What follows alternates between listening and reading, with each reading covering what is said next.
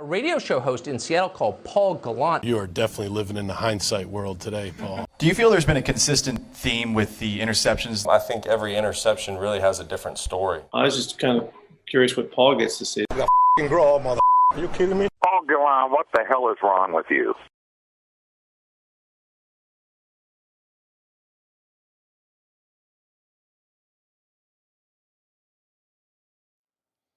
Hello and welcome aboard another episode of the Gallant Says podcast, available wherever you get your podcasts, Apple Podcasts, Google Podcasts, Spotify, Stitcher, SoundCloud, but available live where you can interact with the show on twitch.tv/GallantSays, youtube.com/Paul Gallant. It is Monday, December 5th of 2022.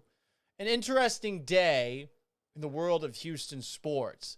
We are less than 24 hours removed from Deshaun Watson's return to Houston with the Cleveland Browns.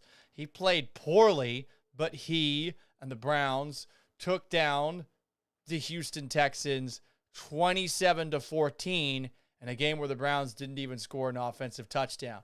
Donovan Peoples-Jones had a punt return for a score. Kyle Allen tried to do a quarterback scramble from his own 1-yard line, fumbled. The Browns returned it for a touchdown, and Kyle Allen a little bit later had one of the worst pick sixes you'll ever see. Watson struggled. He was throwing balls in the dirt all over the field, one-hopping it to wide receivers, and he threw an end zone interception to Texans rookie Jalen Petrie, and still the Browns won in convincing fashion. So that happened yesterday. Tonight, James Harden, former MVP with the Houston Rockets, but since then, a guy who played briefly for the Kevin Durant, Kyrie Irving Brooklyn Nets and forced his way out of town in Brooklyn to Philadelphia. The Rockets will play him tonight. He has forced his way out of the last two situations he's been a part of. When will it happen in Brooklyn? And the most recent news of the day has to do with the Houston Astros. The Astros will not have Justin Verlander in 2023, which if you've been listening to my radio show, The Paul Gallant Show, you might have heard me mention a couple of times as a possibility. Once Jacob deGrom signed with the Texas Rangers, I figured, okay, well, they don't get deGrom back. They're probably going to go after Verlander, seeing as they weren't scared to give Max Scherzer a ton of money. They gave him a 2-year deal worth $86 million with a vesting option for a third season. So Verlander, who pitched with the Astros from 2017 on, he won the American League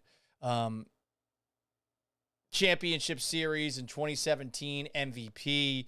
I think he won the Cy Young with the Astros in 2018. He also wins the Cy Young this past season with his statistical best season ever. He leaves. And it has me wondering about how you generally treat a star that leaves your favorite team. How do you handle it? I think we should set some rules here. It's been interesting to see the reaction to Justin Verlander over the last couple of weeks, because there's been a lot of people who are of the belief that Verlander was just going to walk in free agency.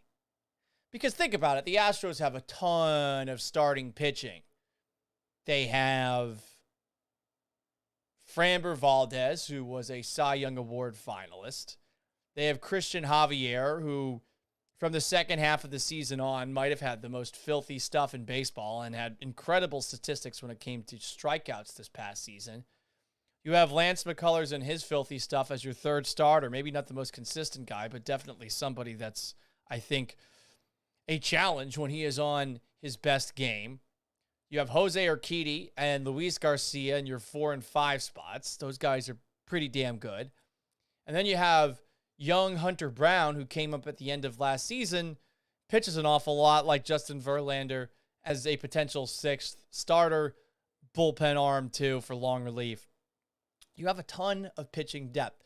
Moving on from Verlander is something that I think a lot of you guys are okay doing, especially considering what the Astros have moved on from over the last couple of years. It hasn't hurt them. George Springer goes to Toronto. They were fine. Garrett Cole goes to New York. They were fine. Zach Greinke leaves. They were fine. Carlos Correa leaves. They were fine. Verlander is the latest. So it's hard to be upset at Justin Verlander. That said, there are some people out there who I feel like have been dicks when it comes to the way that they talk about Verlander. I get that people generally remember the last thing that you've seen, but are we really going to say that Verlander doesn't belong here, good riddance, because he sucked in the World Series? Or he's been surprisingly different from what he is in the regular season, in the postseason, pretty much his entire career. You shouldn't think that way. And yet there's a lot of people out there who do. And I don't want to come across as someone creating a straw man that I can just beat the hell out of. But there's enough people out there that actually make this straw sounding man into a real boogeyman. And I feel like they're making everyone look bad in town. If a player was good for you and doesn't leave you for a rival team, you got to be nice. And I think there was an expectation that maybe Verlander would sign with the New York Yankees, or that he could potentially sign with the Los Angeles Dodgers. And had that happened, okay, maybe it's a slightly different story, but the guy won 2 World Series with you. Sure, maybe he didn't deliver the postseason performances that you expected, but this is a guy who won you the 2017 American League Championship Series. You don't win that without him, and if you don't win that series, who knows how the last 6 years go. Would the Yankees have been the team that's confident and has the Astros number going forward? I don't know. I mean, you got to wonder. Verlander legitimized the Astros. I've said before that I think he's the most important pitcher in Astros history. Some people have argued Nolan Ryan. Guy's never won a Cy Young Award, never won a World Series. Definitely a guy that you love, but also a part of 5 different teams over the course of his career. I can't give it to Nolan Ryan. And there are other guys that maybe you could make the argument for, but Verlander helped you win your first 2 World Series titles, and he deserves a parade and a toast and all of the flowers that you could possibly throw his way on his way to the New York Mets. He deserves all of the love on his way out the door. On the comments section, youtube.com/Paul Gallant, Elizio Garcia says, win. Yeah, it's a win for Verlander. He's getting paid again after winning the Cy Young Award. He should have gotten paid. But the Astros, who have about $41 million in money to spend before they would cross over a luxury tax threshold and have to pay additional penalties, this was the right move to make. You still have some money to play with to sign an outfielder or to sign Wilson Contreras or something like that. That's a good spot to be in, especially considering the pitching depth that you have. I agree with you, Elizio. Now, what are the exceptions for not being nice to an athlete on his way out the door? There are definitely some. Growing up in Boston, I was pissed when the Patriots didn't re-sign Super Bowl 36, Super Bowl 38 hero Adam Vinatieri, who at that moment in time was the most clutch kicker in NFL history. Vinatieri signed with the Indianapolis Colts, and it did feel like a bit of betrayal, even though we're talking about a kicker who got paid and was rather adequately replaced by Steven Gostkowski after the fact. You also, if you were in Boston in the early 2000s, have Johnny Damon. Johnny Damon helps win a World Series with the Red Sox in 2004, 2005. He is still on the team. I think it was 2006 where he signed with the New York Yankees, and he was treated as if he was Judas. I think that people were dropping bags of money into center field upon his return to the Yankees because he went to the arch rival. That's where you could say, fuck off. Are you justified in saying it? Probably not. And I would say, especially in the case of Justin Verlander, had he signed with the Yankees, had he signed with the Dodgers, you should have tipped your hat to him. This wasn't like Garrett Cole wearing a Scott Boras hat on his way out after not winning anything with you, you know? So we got to set some rules here. Say your star player, I don't know, shows up to the start of the season out of shape and doesn't seem to be very engaged, considering he had said organization do all of his bidding for pretty much a decade. I'm talking about James Harden here. In that situation, that person should be booed upon his return, especially if he quits until he eventually forces his way out of town. And remember, the Brooklyn Nets made that trade to get James Harden. And they traded a lot to get him now in retrospect, but he's only there with the Nets for a couple of years. He quits on them again, and then he moves on to the Philadelphia 76ers. I remembered when Harden forced his way out of town in Houston. Nationally, there wasn't much backlash to him quitting on the Rockets.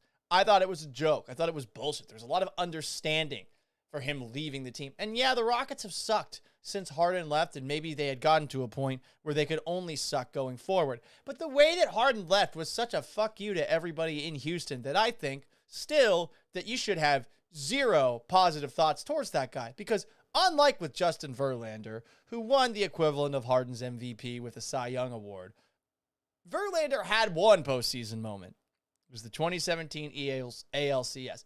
If you're thinking of the great moments from James Harden in Houston sports history, you're going to be hard-pressed to legitimately think of one outside of, well, he won MVP. Because how many playoff bad moments can you think of off the top of your head?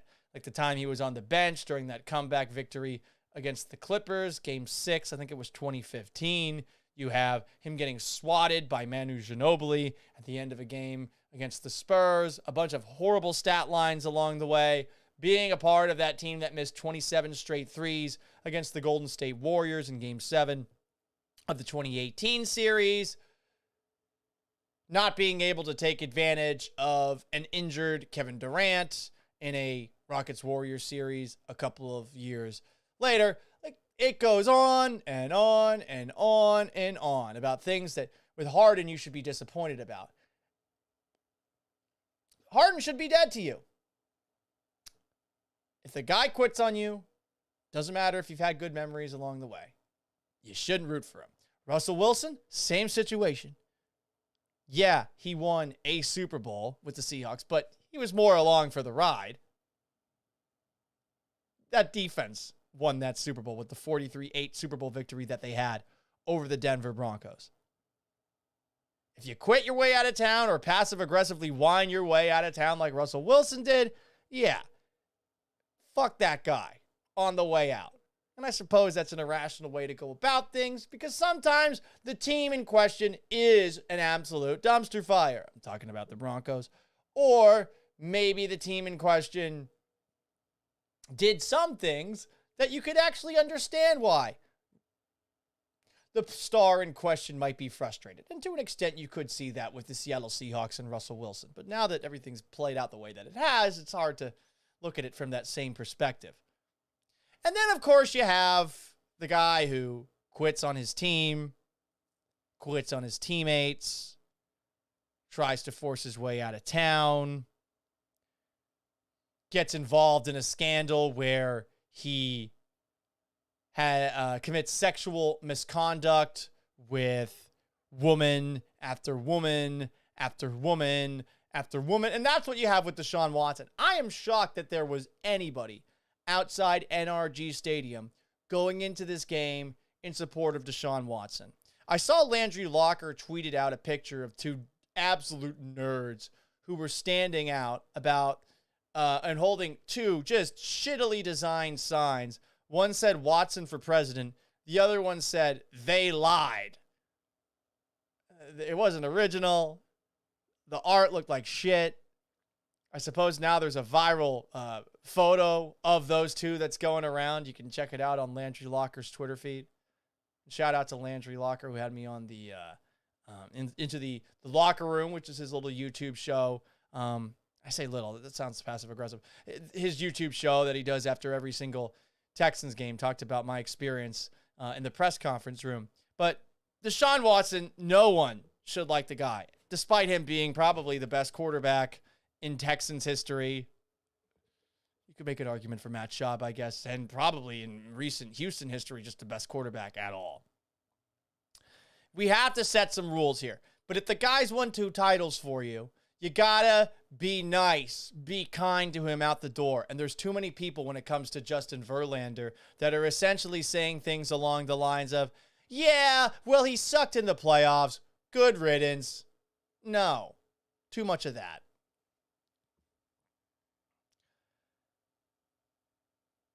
Back to Deshaun Watson. So I foolishly went to yesterday's Texans-Browns game for one reason and one reason only. I thought it would be worth it to sit through a game that I knew the Browns were going to win, regardless of how Deshaun Watson played, because Kyle Allen and the Texans offense is embarrassingly bad. Blame it on Pep Hamilton, blame it on the quarterbacks, blame it on the skill players. This is the worst offense in Texans history. I went to this game entirely with the mindset of, after the game, I'm going to go down into the bowels of NRG Stadium. I'm going to sit in the visiting team press conference room, and I'm going to ask Deshaun Watson a couple of questions. The first of which was going to be, do you still stand on your innocence? The second of those questions was going to be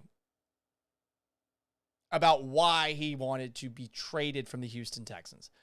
And he gave a sort of answer to that, not a very satisfactory one, saying, well, it was a business decision.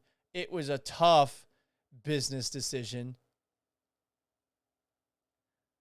And then he was asked questions about feeling remorseful. And he brought up, well, yeah, it was tough being suspended. Didn't seem like you felt remorse towards the alleged victims, and went a little bit further when pushed about it, saying like, yeah, well, I did what I was required to do, so here I am back out on the football field. Not a lot of remorse, seeming apologetic on his part at all, which is probably because he still stands on his innocence and hasn't been allowed to continue to say that at press conference after press conference. But I figured, hey, if I ask him that question, we'll know for sure. But during that press conference, the Cleveland Browns public relations person, whose name I'm unaware of because I looked at their directory and I could not figure out who was the one spearheading that press conference session, he wouldn't let me ask a question. You had to raise your hand to ask a question, and you would be called on by the person who was running things. And for anyone that was Houston media, he would point at them and just say what they looked like. And by people, I only mean Brian T. Smith. He was the only Houston media member who was allowed to ask a question. Jenny Vrentas, as well, was allowed to ask 2 questions. And after the second of which, instead of going back to, as he had said, answering questions from anyone who raised their hand, the Browns PR guy went back to Browns reporters who had already asked questions. And I should have stepped in and perhaps just ignored the PR director, gotten those questions in. I didn't. And now I'm just thinking about whether or not it's even worth it to go to press conferences anymore, though, because whenever you're there, especially in a sports setting, for the most part, you get a lot of long, drawn-out, boring answers unless you have a coach or a player who is in a testy mood. So generally, it's just a boring theatrical production. That's the first thing. The second thing is you only have a limited amount of time to ask questions. There's a bunch of other people asking questions, and a lot of these people, you wonder why they're even there to ask questions, because they'll ask softballs or questions that feels like they're just trying to make conversation with the person who's actually at the podium. But you do occasionally have the person who's willing to ask hardball question. And I'm not going to pat myself on the back and act like I'm some big journalist or something like that, but I feel like I'm pretty good at asking rather pointed questions in settings like that. When you ask those pointed questions, though, they're going to usually dodge them and not give you anything to work with. And then at the end of the day, ultimately what you're doing, you're not asking a question to get an answer. You're almost being a part of the theatrical production as well. You're sort of grandstanding in a way by asking a question. Oh, look at me. I stand for insert X, Y, or Z. And we're talking from a sports perspective, I stand for the fans of Houston. Or if we're talking from a political perspective, I stand for right-leaning constituents if you're like Peter Ducey, or left-leaning constituents if you're Jim Acosta talking about in the White House press briefing room. But your press conferences actually matter if that's what they've become for the people asking the questions, and if the people that are answering the questions are just going to lie to you, never really get called on it, which you get a lot in sports, or the people that you want to talk to don't even speak. That's maybe my biggest frustration when it comes to political leaders being made available. When I was in Seattle, I thought that Seattle's state governor, the governor of Washington, Jay Inslee, I thought that he should have made himself available a lot more. I say this because Seahawks head coach Pete Carroll made himself available for interview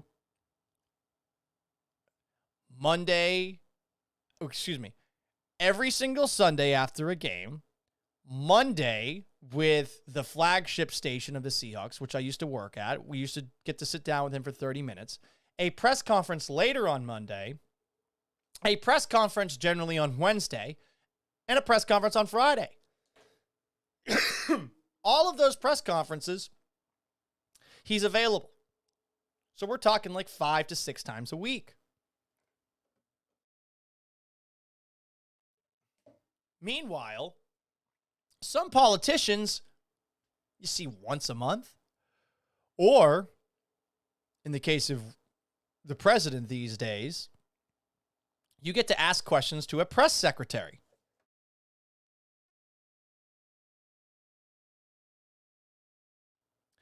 And that press secretary will generally get snippy with any questions that are combative.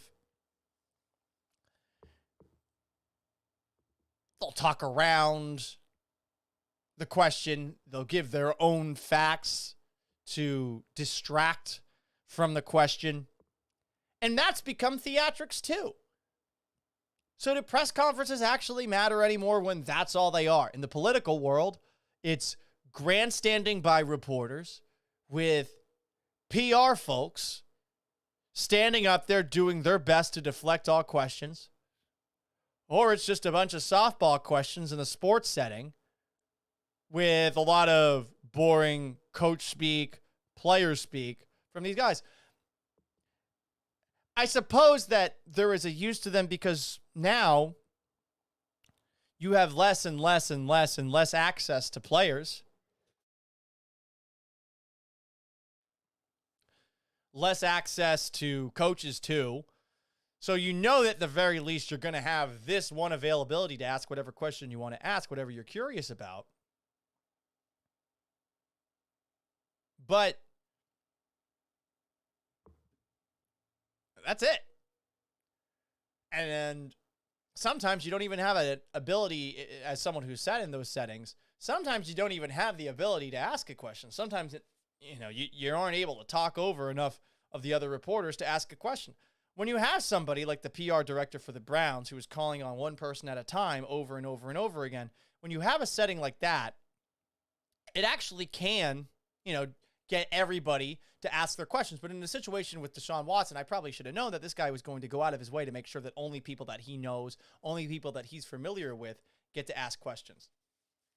A couple of comments on Twitch, twitch.tv/ESPN, twitch.tv/Gallant says, basic moral, says Real Chris Otto.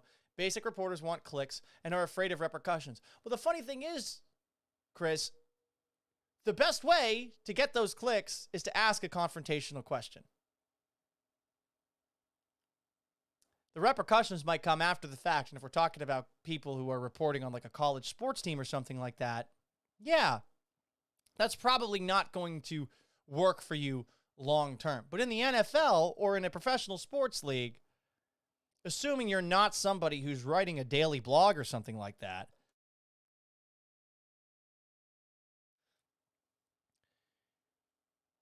you have an opportunity to sort of make yourself into a heroic cartoon character, which is what I guess I've been doing with these tough questions I've been asking, because it doesn't lead to change and it doesn't do anything. It doesn't accomplish anything. It's just, wow, I inconvenienced this important figure. Ha ha.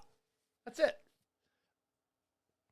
Chris continues saying, this coddling Deshaun shit wouldn't fly in Philly or New York. I'm with you, but it's Cleveland, and there weren't that many other reporters, it seemed like, at that press conference yesterday who were willing to go after the Browns, who have largely hid Deshaun Watson.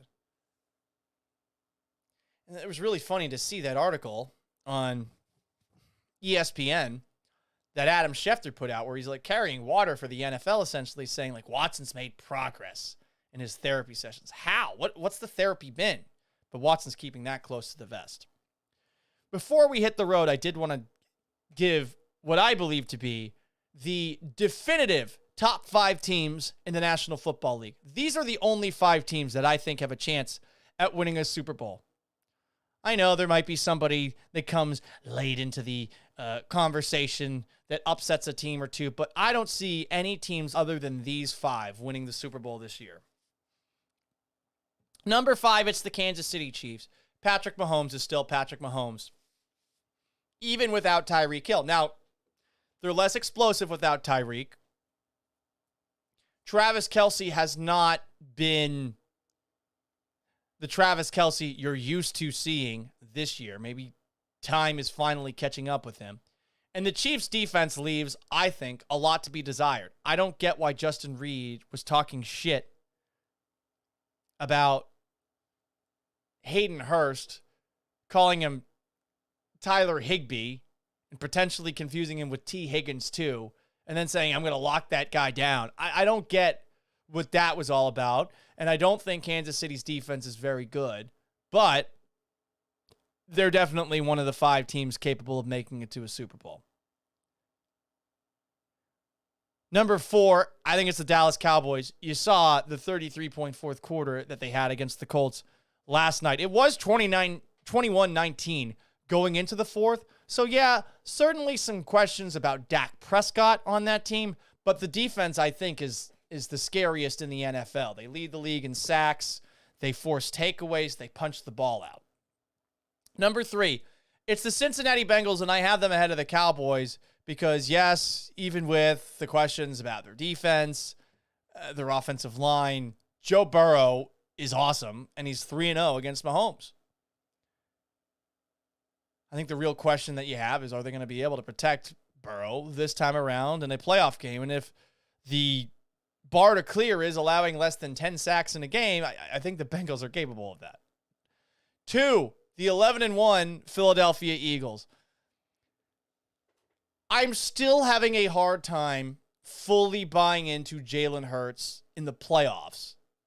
But Hurts, after yesterday's performance against the Titans, where the Eagles won 35-10, and A.J. Brown have developed quite the connection to the point that Devontae Smith, who was fantastic as a rookie with Hurts, is not necessarily an afterthought in the Eagles offense, but that's a guy that you don't hear his name as much. Yesterday, you heard A.J. Brown's name a ton against his old team. And then number 1, I have the Buffalo Bills. You watch that Thursday night football game, Josh Allen is a cheat code. And while he makes some careless decisions in games,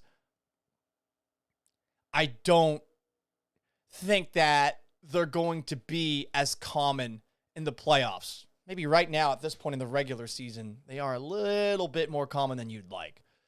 Honorable mention, you got to put the Bucs kind of in the conversation because remember they were 6-6 when they won the Super Bowl a couple of years ago with Tom Brady in charge, and they do lead their division. But it's just not gelling. Brady just seems to be out of sync with a lot of the players with him. We'll see in tonight's Monday Night Football game if they're able to get back to speed. Chris says that RPOBS catches up to teams during the playoffs. Can't win predicated on trickery when it comes to Philadelphia. Probably not, but I do think Hurts has really improved in that capacity, though the counter argument is, well, what has Lamar Jackson done? And by the way, that's why the Ravens aren't in this either. The Lamar Jackson injury, I'm wondering how that's going to affect them going forward. Anyway, that's going to wrap up today's edition of the Gallant Says podcast. Big thanks to everybody who tuned in. If you haven't already, please subscribe to the podcast wherever you get your podcasts, Apple Podcasts, Google Podcasts, Spotify, Stitcher, or SoundCloud. Hopefully, I'll be coughing a little bit less tomorrow. You can also join on Twitch to be a part of the show as it goes on live. Twitch.tv/Gallant Says or YouTube.com/Paul Gallant. Subscribe if you could. It means a whole lot. And you want to watch this show, it's a lot better with my facial gesticulations. So long, farewell. Thanks for tuning in and have yourselves